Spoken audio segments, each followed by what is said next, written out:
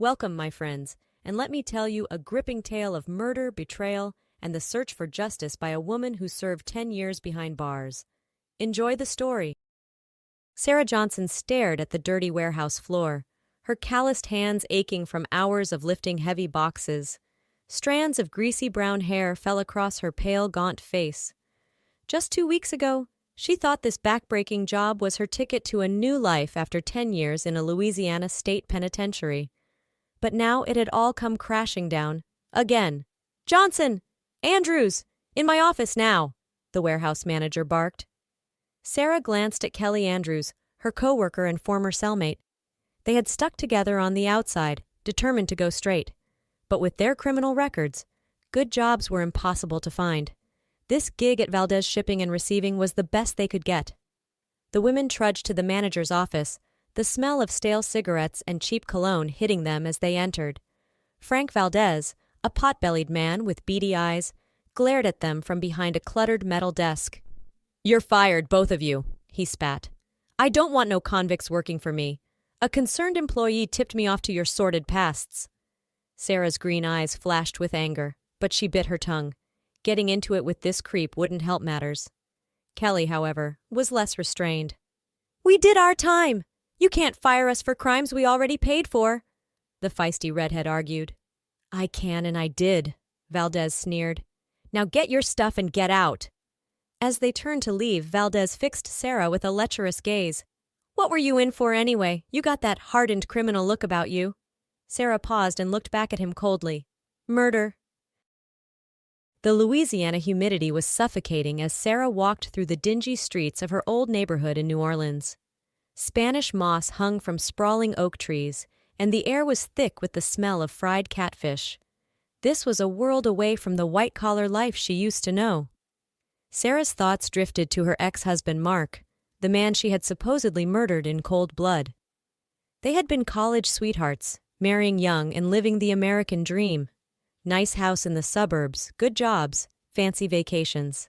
The only piece missing was a baby. After years of trying, fertility treatments, and failed adoptions, Mark's eye had started to wander. 6 months before that fateful night, Mark announced he was leaving Sarah for his 24-year-old yoga instructor, Tiffany. Sarah was devastated, but not entirely surprised. She had sensed them growing apart, saw how Mark's eyes followed young mothers pushing strollers down the street. When he said he wanted a divorce, she didn't fight it, just quietly signed the papers and watched him drive away. Half a year later, Sarah returned home from her shift as an ER nurse to find Mark's body splayed on her living room floor, eyes open and mouth froze in a surprised "oh." She called 911 in a panic, watching helplessly as the paramedics pronounced him dead at the scene. The detective on the case, a hard-faced man named Bill Warner, immediately pegged Sarah as the prime suspect. "He dumped you and you were angry," Warner accused her. "A woman scorned and all that. You poisoned him to get your revenge." "No, I didn't. I hadn't seen Mark in months," Sarah protested. But it was no use. The medical examiner found a massive dose of Sarah's prescription sleeping pills in Mark's system. Her fingerprints were all over the apartment. There was no sign of forced entry. To the cops, it was an open and shut case. Sarah Johnson, 35, murdered her ex-husband in a jealous rage. At the trial, prosecutors painted Sarah as a cold-hearted killer. Her own friends and family turned against her, believing she must have snapped. Her attorney, an overworked public defender, barely put up a fight. Sarah was convicted of second-degree murder and sentenced to 15 years in prison. As the bailiff led her away in handcuffs, she locked eyes with Mark's brother Andrew, his face etched with hatred and disgust. Sarah would never forget the smug look of satisfaction on Andrew's angular face as she was dragged down to hell. Sarah slammed her shopping basket down, the metal clanging against the checkout conveyor belt. After losing yet another dead-end job, she was back to pinching pennies and clipping coupons just to eat. As she watched the cashier ring up her meager groceries, rice, beans, canned tuna, white bread, she thought back to her stint at the Eunice Hunt Correctional Center for Women.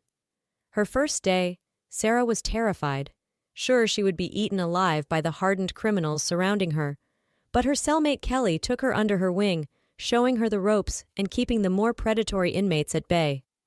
Kelly was in for murdering her abusive husband Denny, a meth head who took sick pleasure in beating her senseless and molesting their 2 young daughters. After one particularly brutal attack, Kelly had grabbed a kitchen knife and fought back with all she had, stabbing Denny 16 times until he lay dead in a pool of his own blood. No one could say Kelly didn't have justifiable cause. But the small-town Louisiana jury saw things differently. They found Kelly guilty of manslaughter and gave her 12 years. Her girls placed in the foster system. Kelly was angry and bitter, but not at the system that failed her or the man who tormented her for years. She reserved her rage for herself, for not killing Denny sooner, before he could lay a hand on her babies. Sarah and Kelly formed an unlikely friendship behind bars, bonding over their shared pain and determination to survive. When Sarah was paroled after 8 years for good behavior, she promised to stick by Kelly on the outside. She was there the day Kelly was released, a plastic bag with her meager possessions in hand. They moved into a cramped studio apartment in the 9th Ward, sleeping on stained mattresses on the floor, and subsisting on food bank handouts. But they were together and they were free. After being fired from the warehouse, Kelly still found work as a janitor at New Orleans General Hospital and helped Sarah land a job there too. Scrubbing bedpans and mopping up strangers' bodily fluids wasn't exactly Sarah's dream career, but it paid the bills and kept her parole officer off her back. Their co-workers, a gossipy bunch of nurses' aides and orderlies, quickly sniffed out Sarah and Kelly's histories. "I heard that one's a killer," Tamika Watson, a young LPN, whispered loudly as Sarah pushed her mop past the nurse's station. "Offed her husband for insurance money." "Well, I heard the redhead stabbed her old man and watched him bleed out," Sharice Brown replied with a shudder. "Never trust a woman who's done hard time." Sarah and Kelly endured the daily indignities and sideways glances. In this post-conviction life, it was all they could do to keep their heads down and muddle through. That was, until the night Sarah met Nadine Bellamy and everything changed. It was after midnight and the hospital's fluorescent lights cast a sickly pall as Sarah buffed the beige linoleum. The ER was quiet for once, the usual stream of drunks, overdoses, and knife fight victims tapering to a trickle. Sarah was looking forward to clocking out and falling into bed. Suddenly, the emergency room doors burst open, and a pack of paramedics rushed in alongside a gurney. On it lay a hugely pregnant young woman, her face contorted in pain, a sheen of sweat on her ebony skin. She let out a guttural moan, hands clasped over her distended belly. "Nadine Bellamy, 29, 36 weeks gestation," a harried EMT called out. "Severe abdominal pain and vaginal bleeding. BP is 80/40ths and dropping. Baby is in distress." The ER sprang to life, doctors and nurses converging on Nadine and barking orders. Sarah watched anxiously as they raced the gurney to a trauma room. She knew all too well the fear and anguish of a pregnancy gone wrong. The brief time she and Mark had conceived, Sarah miscarried before the end of the first trimester. They never found out exactly why Sarah couldn't carry to term, but she always blamed herself. Maybe, she thought, if she had just relaxed more, taken better care of herself, maybe then she'd be a mother and Mark would still be alive. Sarah shook off the dark memories and kept mopping. It was almost an hour later when she passed by Nadine's room and heard a soft voice calling, "Nurse." She stopped and peeked her head in. Nadine was alone, her face sallow and streaked with tears. She had an IV running into one arm and fetal heart monitor strapped to her belly. "I'm not a nurse, sorry," Sarah said awkwardly. "Let me go find someone." "No, don't leave me, please," Nadine begged, extending a trembling hand. "I don't think I'm going to make it. The doctors, they had a look on their faces. I could tell." She choked back a sob.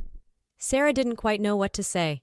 She wasn't equipped for this, for serving as confessor to a dying stranger. But something in Nadine's plaintive gaze drew her in. She tentatively stepped into the room and moved to the young mother's bedside. "Is there anything I can do?" Sarah asked softly, lightly touching Nadine's shoulder. Nadine nodded and motioned to a crumpled piece of paper on the rolling tray table. "I wrote a letter explaining everything. If I don't make it, I need you to keep it and not give it to Andrew. Andrew Dardano. Promise me." She gripped Sarah's wrist with surprising strength. Sarah swallowed hard, mind reeling. Andrew Dardano. Mark's brother, Andrew. The man who stared her down with such contempt all those years ago. What could this stranger possibly have to tell him? "I promise," Sarah managed. "I'll deliver the message if it comes to that. But I'm sure it won't. You're young, you're strong." Nadine smiled sadly and relaxed her grip, sinking back onto the damp hospital sheets. "Bless you," she whispered. "Bless you." Just then, a phalanx of doctors and nurses pushed into the room. "Miss Bellamy, your blood tests show your liver is failing. The baby is in severe distress. We need to do an emergency C-section now to try to save him." Sarah quickly excused herself as the medical team converged on Nadine. She retreated back to the service elevator, letter clutched in her shaking hand. Nadine's son Romeo was delivered by cesarean at 1:16 a.m., robust and pink and screaming. But by the time he took his first breath, his mother was already gone. Sarah stared at the crumpled letter on her dingy apartment floor, head spinning. According to Nadine's final confession, she hadn't just known Andrew Dardano. She had been sleeping with him and helping him murder his brother in a sick, twisted bid for Mark's money. Nadine claimed she stayed quiet for years, too terrified of Andrew to act. But as her due date approached, and she thought of the innocent life inside her, she knew she had to come clean before it was too late. She started documenting everything, writing down dates, places, and verbatim conversations. She even recorded a few of their fights on her phone and saved them on a flash drive. Now here it was, the truth literally in Sarah's hands after all these years. She could scarcely breathe as a tidal wave of emotions crashed over her. Rage at Andrew for stealing her life, relief that she had been vindicated, crushing grief over the husband she hadn't killed and the family they never got to have. As tears streamed silently down her hollow cheeks, Sarah heard keys jingle in the apartment door. Kelly. With trembling hands, Sarah shoved the letter back into its envelope. She would tell Kelly everything. But first, they needed proof. Sarah carefully replaced the letter, then locked it in the cheap safe under their sagging couch. She needed to be smart about this, to make sure the police would believe a two-time felon over a grieving brother and upstanding businessman. Andrew Dardano strode through the hospital corridors like he owned the place, his Ferragamo loafers clicking importantly on the dingy tile. When the hospital called to inform him Nadine had died, but his son survived, he knew he had to move quickly. The little bitch probably blabbed their secret to someone. If any evidence of their scheme got out, he'd be ruined. Everything he worked for, murdered for, would be lost. Andrew spotted a tired-looking resident in wrinkled scrubs and puffed out his chest. "You there. I'm Andrew Dardano, Nadine Bellamy's fiancé. I need to collect her things." The doctor blinked and shuffled some charts. "Ah, yes, my condolences, Mr. Dardano. If you'll just head to the nurses' station, they can help you with any personal effects." But Andrew was already barreling past, making a beeline for the bank of patient lockers near the trauma rooms. He had to find that damn letter and flash drive before anyone else did. Just as Andrew reached Nadine's locker, he heard an angry shout. "Hey, what are you doing?" He whirled around to see that convict Sarah and her little ginger crony in their janitor get-ups. Sarah was clutching a manila envelope, eyes blazing. "You lying murderous bastard," she spat. "It was you all along. You killed Mark and let me rot in jail for it." Andrew froze momentarily, then quickly composed himself. He straightened his silk tie and smiled thinly. "Sarah, unpleasant as always. Still spouting your paranoid delusions, I see. You're not well. Let's not make a scene, He took a menacing step toward her, expecting the women to cower. But Kelly moved protectively in front of Sarah. "You don't scare us, pretty boy," she growled. "We know everything. Nadine wrote it all down. How you and your junkie buddy roofied Mark with Sarah's pills. How you were fucking Nadine on the side and got her knocked up. It's over." Andrew felt rage course through him, but he maintained his cool facade. "You really expect anyone to believe the ravings of two pathetic junkies over me? I'm a respected businessman. I have the police chief on speed dial. No one will take your word over mine." "They don't have to," Sarah said coldly. "We've got you on tape. Nadine recorded everything and it's all in here. She waved a small flash drive. Andrew felt his veneer crack as panic rose in his throat. He lunged for Sarah, determined to snatch the drive, but Kelly intercepted him with a sharp elbow to the face. Andrew stumbled back, blood spurting from his nose. "You bitches!" he snarled, voice muffled through his cupped hands. I'll kill you both." "No, you won't," said a deep voice. Andrew spun to see two cops flanking a hospital security guard, guns drawn. "Andrew Dardano, you're under arrest for the murder of Mark Dardano," said the taller officer. "You have the right to remain silent." As the police cuffed Andrew and read him his rights, Sarah sagged against the wall, knees weak with relief. Kelly put a steadying arm around her and whispered, "We got him. It's over." Sarah watched through tear-filled eyes as Andrew was led away, still bleeding and screaming obscenities. She knew it was far from over. There would be trials, media circuses, painful rehashings of the past. But for the first time in a decade, the truth was finally out. She was free. 1 year later, Sarah Johnson stood on the sprawling veranda of the Dardano family mansion, bouncing a babbling Romeo on her hip as the warm Louisiana breeze rustled the stately live oaks.